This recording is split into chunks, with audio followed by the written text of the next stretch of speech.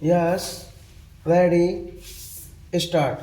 I am anxious for a long time to come to Bombay, but there were so many problems to tackle that I was not able to do so still 4 days ago.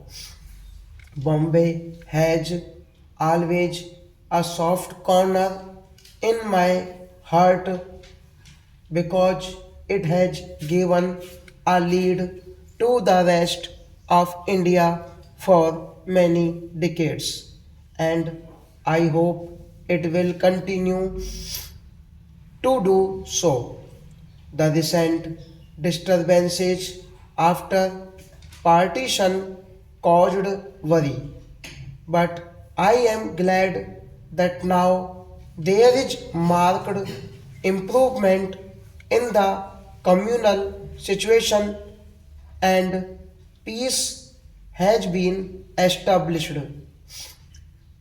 Now that the country has achieved freedom, it is in our hands to make or mar our future, and therefore every effort should be made to make the nation happy and prosperous so that it might uplift itself and also rise in the elimination of the world.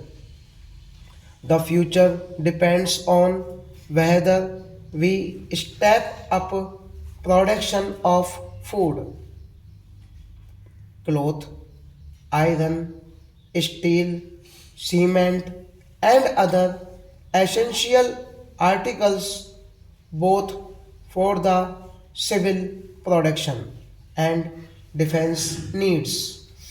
This is necessary not only for banishing hunger and disease from the country but also for consolidating for the freedom which we have won after so many years of struggle.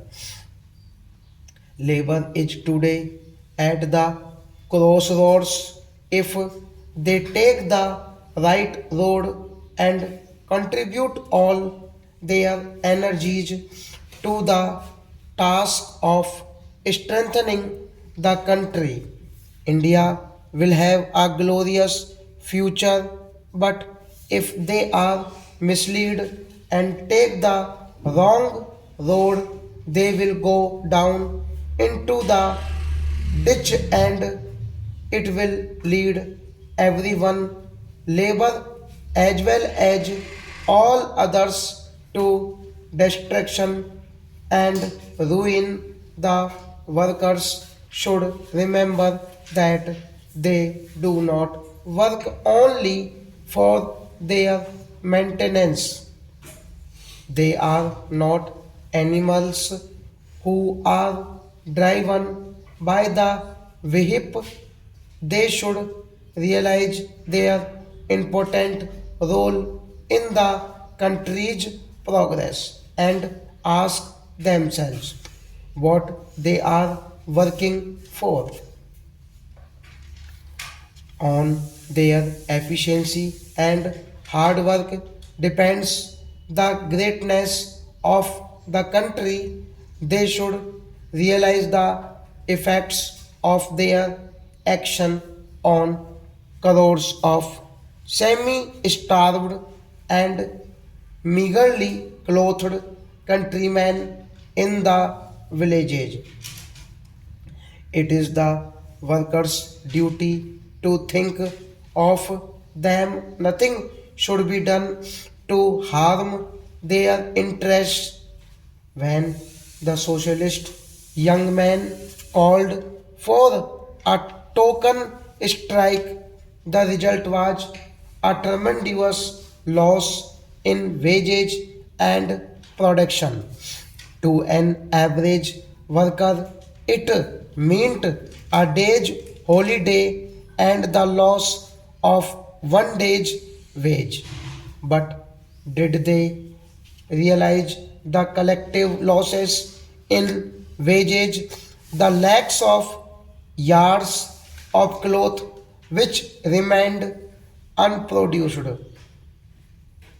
There is shortage of much needed essential goods. There is already acute scarcity of rationed cloth, and what can be gained by reducing it further.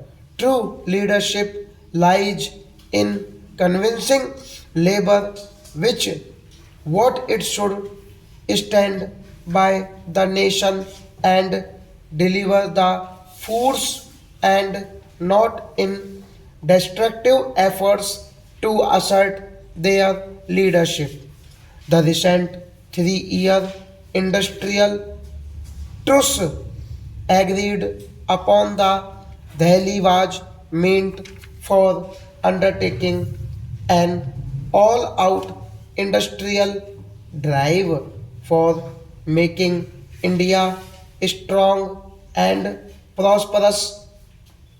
Pandit Nehru's fervent broadcast appeal the previous days ago called upon them to avoid strikes at all costs. The Port Trust workers' strike in Bombay is an illustration of the utter fertility of such strike prompted by reckless leadership.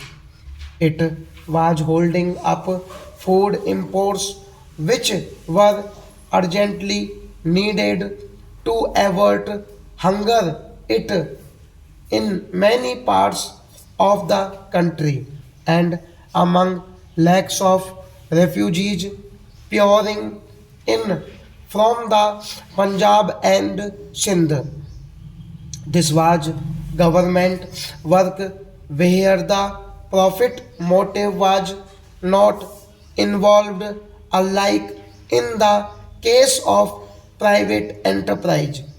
Consequently, in the interests of our own pupil, army units had to be employed and all the full responsibility for unemployment of these laborers rested squarely on irresponsible leaders. The workers must always keep before them the interests of crores of our countrymen and thorough of the destructive leadership and muster strong support to the best interests of the country. If the socialists are bent upon snatching the leadership, there is no objection of handing it over to them. After all, our mission has been accomplished.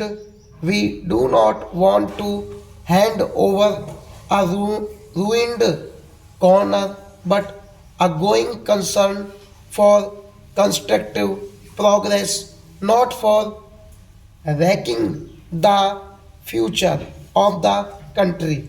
The socialists threaten to break way from the Congress.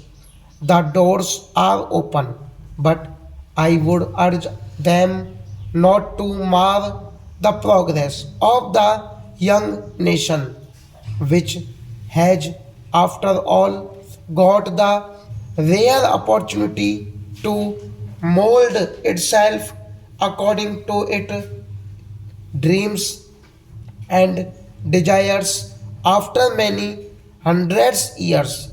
I would repeatedly like to pursue you to keep away from this strike favor since produce or perish is the crucial question facing us at this juncture.